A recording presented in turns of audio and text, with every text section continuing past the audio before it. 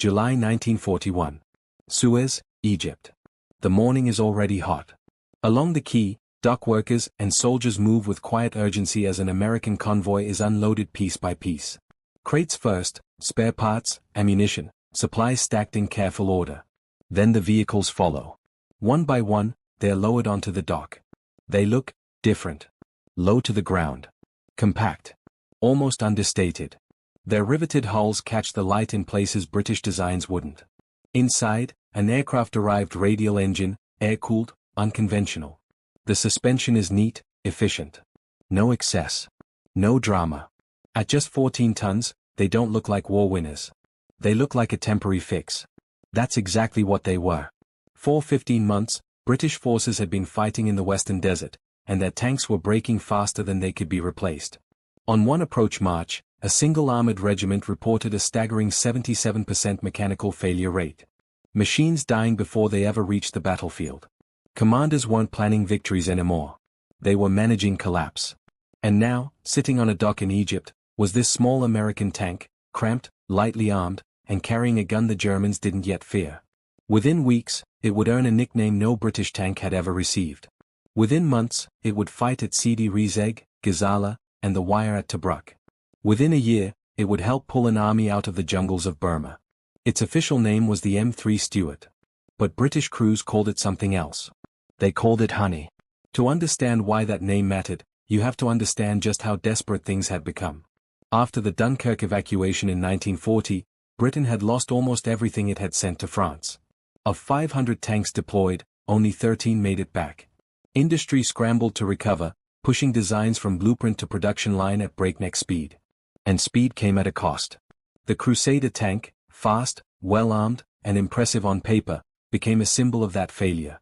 In the desert, it fell apart. Sand choked its cooling system. Oil leaked constantly. Electrical systems failed in the heat. Some vehicles were damaged before they even left Britain due to mishandling.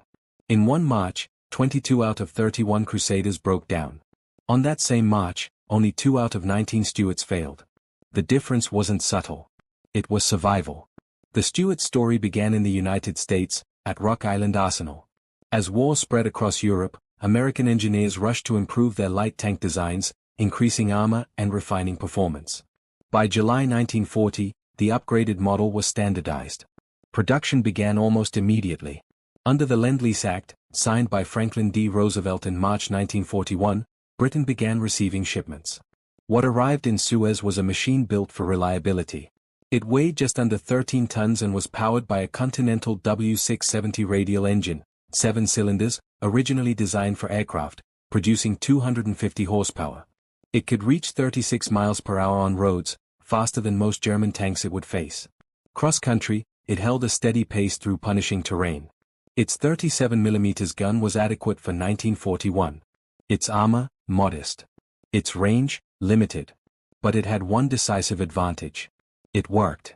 Fuel could be rationed. Breakdowns could not. And in a desert littered with immobilized Crusaders, the Stuart kept moving. When Operation Crusader began on November 18, 1941, that reliability became undeniable. The 4th Armored Brigade, equipped with 166 Stuarts, advanced the Libyan frontier. After a 70-mile approach march across harsh desert terrain, only one tank had been delayed, and it quickly rejoined. 1. Meanwhile, Crusader units lost dozens of tanks to mechanical failure over far shorter distances. You could see it on the road. Crusaders sat stranded, engine covers open, crews working in the dark. Stuarts drove past them. Combat came quickly. At Sidi Rezegh, British forces clashed with elements of the German Afrika Korps under Erwin Rommel. Losses were heavy. Tanks burned. Crews fought at close range under constant threat.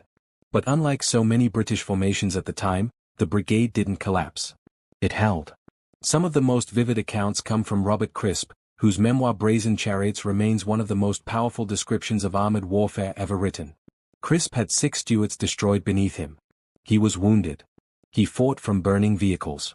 He returned, again and again, to whatever tank was still running. What he describes isn't just combat, it's survival inside a machine where speed was the only real defense. Because the Stuart had a weakness that never went away. Its gun. German anti-tank weapons, especially the infamous 88mm, could destroy it from well beyond the Stuart's effective range. Crews often had to advance nearly 2 kilometers under fire just to engage. It was a race against destruction. And yet, the Stuart endured. Over 5 relentless weeks, the 4th Armored Brigade fought almost without pause. Vehicles covered thousands of miles. Tanks were lost, replaced, and sent back into action. By the end of Operation Crusader, Tobruk had been relieved, and the Afrika Korps pushed back. And behind that success was a simple truth. The tanks that kept moving made the difference. Then came Burma. A completely different war. Dense jungle. Narrow tracks. Heat and humidity that broke both men and machines. British doctrine wasn't built for it. Neither were their tanks. But the Stuart adapted.